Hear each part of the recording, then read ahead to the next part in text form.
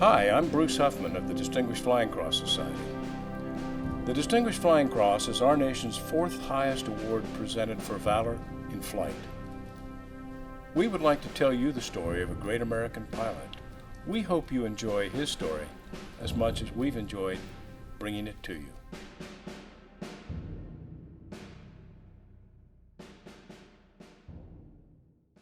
If I've learned anything from talking to old, successful people, it's that nothing is simple.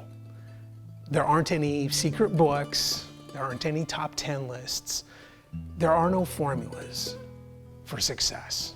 So anyway, break.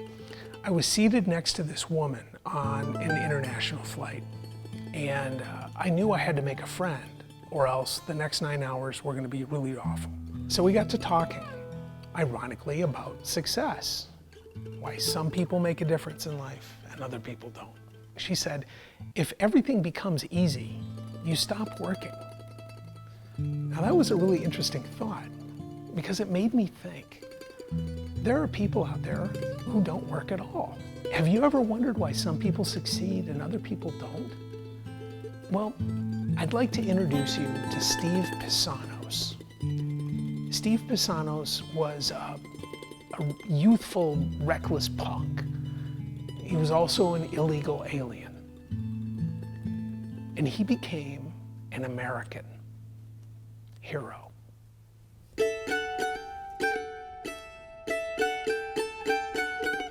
I have to really tell you how I fell in love with the airplane.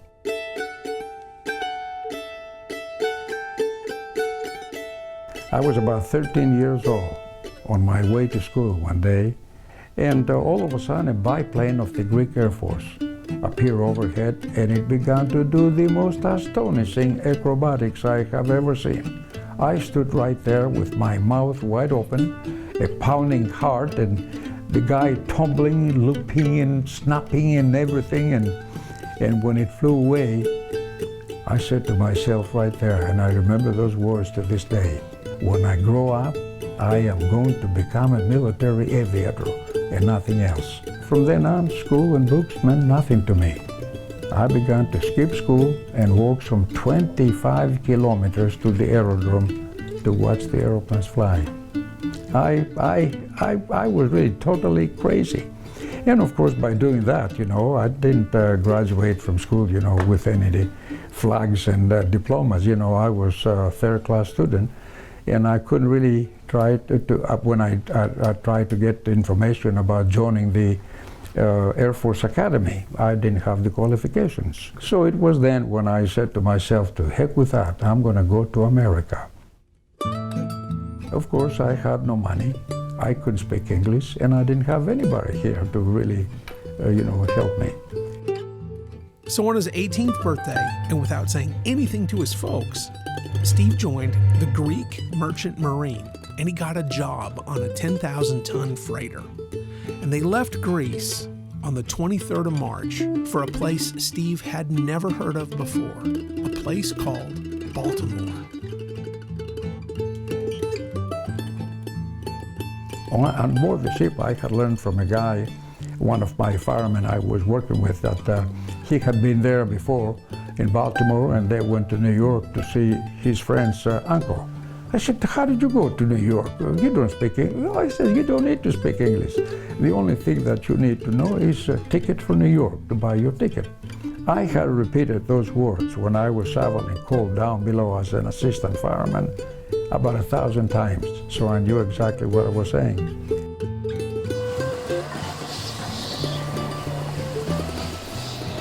Ticket to New York. With only $6 in his pocket and those 4 words of English, Steve managed to get there. The train arrived in New York, came out on 34th Street and 8th Avenue, crying like a baby who had lost his mother at the shopping mall. I didn't know where on earth to go in. So he wandered the streets until he came upon a Greek movie theater where he heard a familiar sound, the Greek language. What are you doing here? Looks like, you came out from a boat. I said, I did. I told him what I had done and that I had no place to go. And he said, "You have no place to go?" I said, "No." So he said, "You come with us. This is my brother. We live in Brooklyn." And that's how I was saved when I arrived in America. So far, this is a pretty typical coming to America story of the early 20th century. But it needs to be stated that the people who came to America were usually pretty much not typical. To uproot and leave your country, not knowing the language, that takes a tremendous amount of purpose, of courage, and of course, the opportunity to truly make your own way once you get there. In Steve's case, no place on earth represented that kind of opportunity like America. And of course, wanting to fly, Steve went to what would soon become the world's largest trainer of pilots and aircrew, the U.S. Army Air Corps. Being an illegal foreigner and at the cusp of World War II, this presented Steve with major obstacles. I started to fly about 8 months later after I came here at Brooklyn, New York. I tried to join the Army. They wouldn't take me because I was not an American. So a friend of mine, my instructor actually, one day, he said, "Do you really want to fight the Germans?" The occupation of Greece by the Axis powers began in April of 1941. This occupation brought about terrible hardships for the Greek population. Over 40,000 civilians died in Athens alone from starvation. Tens of thousands more died because of reprisals by the Nazis. I'll give anything to fight those SOBs because look what they did to Greece. The paper was loaded with pictures and dead people in Athens all over the place.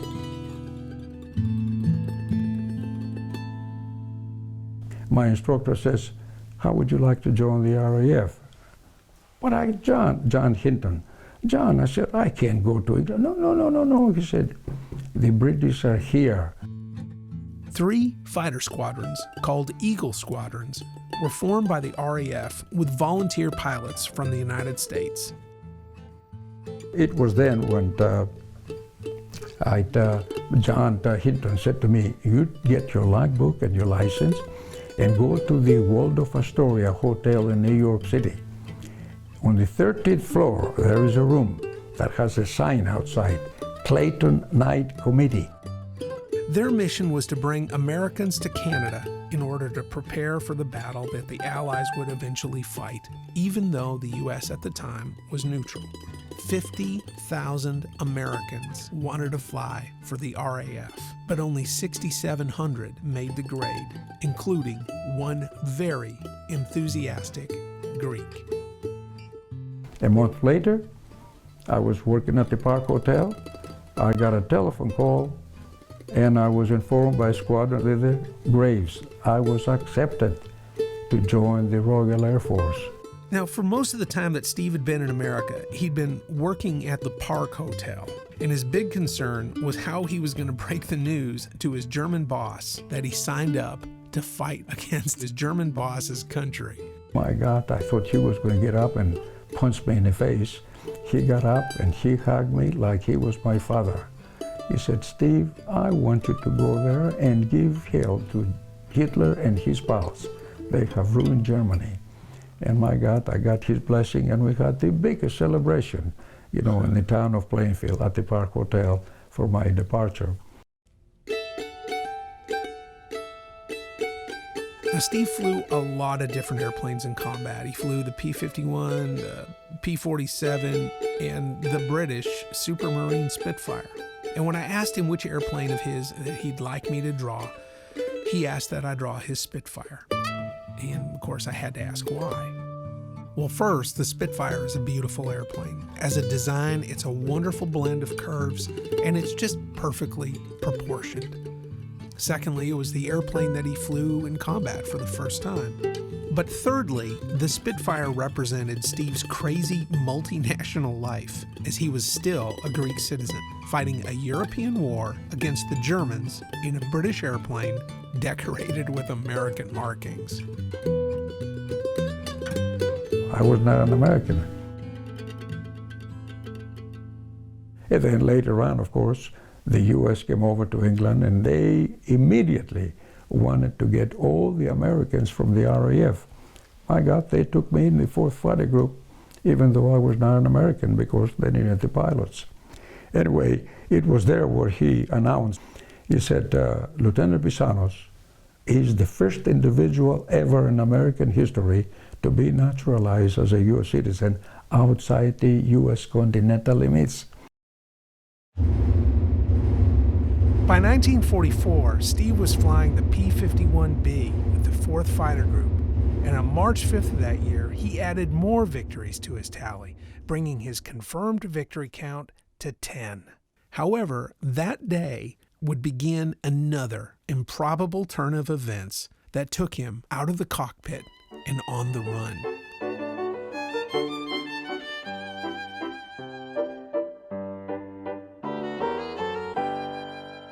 I was at about 22,000 feet when my engine began to cough. So I decided to turn back and try to bail out at about 2,000 feet. I had difficulties jumping from the aircraft, and although I had really come out on the wing, and I was just about ready to slide down and pull the cord. You know, this is after 2,000 feet. And I looked up ahead, you know, and I can see cows, you know, and they got down up ahead. Oh my God, I can't leave the aircraft. And I had to really stay right there with the goddamn aircraft and barely missing a goddamn barn. I thought I was going to hit the goddamn barn. But after that, you know, the right wing dropped down and hit the ground and twisted. The aircraft went a little bit to the right, and I was thrown away to the left, tumbling all over, landed, and I more or less lost my arm. I had a dislocated arm. Oh, I thought my arm is gone, and pain like the devil. Adding insult to his injury, 2 German soldiers arrived, and they began to shoot at Steve. At first, he thought they were just trying to scare him.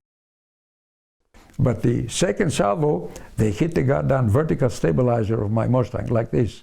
Then I knew that they were aiming to kill me before I destroyed the aircraft. I left them, I got in the forest, and that's where I lost them. And for 5 days, I wandered all over the goddamn countryside before I made contact with the resistance. Now, aside from the guerrilla activities, the French resistance were actually doing a lot of other important things for the war effort. They published underground newspapers, they provided intelligence to the Allies, and they also helped Allied soldiers and airmen get back home. In Steve's case, it took nearly 6 months. And in those 6 months, he found brothers in arms. They took me out one night to intercept this convoy. They said there will be some 10, 15 trucks with soldiers and stolen property. And they're going to come up northeast of Paris on a highway to Nancy and then Germany. I remember this Frenchman, you know, put his ear down. He said, "Écoutez, listen, arrivez, they have arrived." And so we were standing up there, and all of a sudden, the first truck to appear around the bed, moonlight, they always operated at moonlight. The first, he hit one of those goddamn spikes. The guy lost control of the truck. He went to the right on the ditch. The second truck collided, fire broke up. All the soldiers, you know, came out, and this is where we really opened up. I must have killed quite a few. And my friend, Stefan, he said, "You kill a bunch of the son of a God," you know. And this, of course, is the thing I got from France that accompanied the Legion of Honor. I tell you, I never really expected that, but it was a decoration that was developed by Napoleon. Really? Yeah. Yeah. When you realized that you had taken another life, it was duty, I understand that, but did that affect you? Oh, yeah, heavens, yeah. Oh, yeah, you took another life, enemy or what have you. But the thing was, you know, you fell back and you said, this is war. And when 2 people or 2 nations are at war, I mean, the killing is so limited. And you have to obey it, or otherwise you have no business to be there. Go home.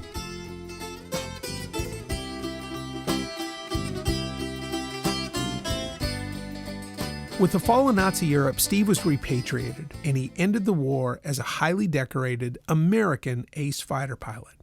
He went on to serve in the post-war American Air Force as a test pilot, flying the Century series jets, like the F-102 Delta Dagger. But fortune and fate had one more card to deal. This time not in the line of fire, but as a salesman to the birthplace of his dreams, to be an aviator. When I got a call from the Pentagon, and they said, Pisanos, how would you like to go to Athens, Greece, as chief of the Air Force mission? I couldn't believe it. I thought somebody was pulling my leg. He said, this is Colonel Tolman, and I am in charge of colonels and generals' assignments.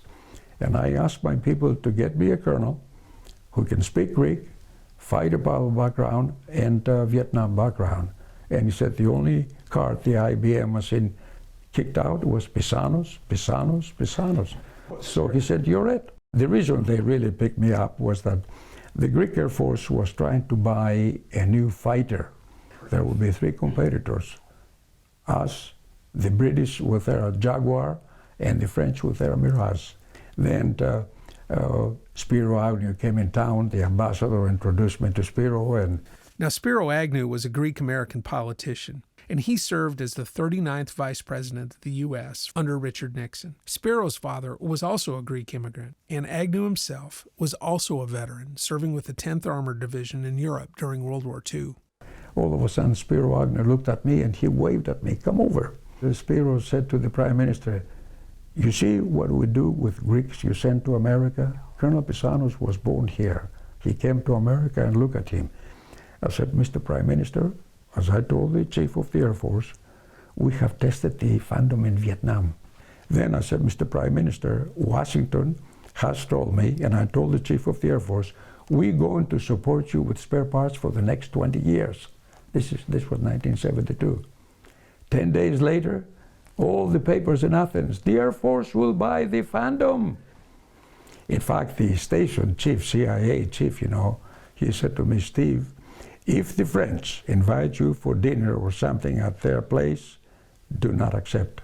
They hate your guts. You tumble them, they were trying to sell the Mirage, and you just hit them in the head. They bought some 45 Phantoms. How many people really understand this business, never give up? And to my estimation, if you want to be successful in life today, you have to have a dream and an iron determination.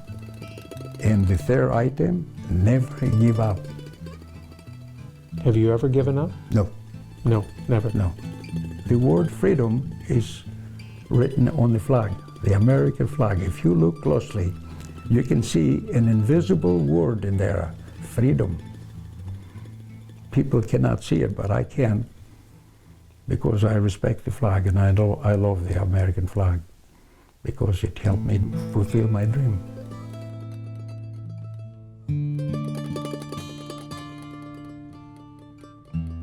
Everyone can imagine their paycheck, that payday when they get the money, the power, the friends that they think they deserve.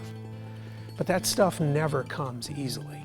It always comes at a price. What it takes is metal, not gold or silver. I'm talking about the metal that comes when you focus on something bigger than just your immediate desires.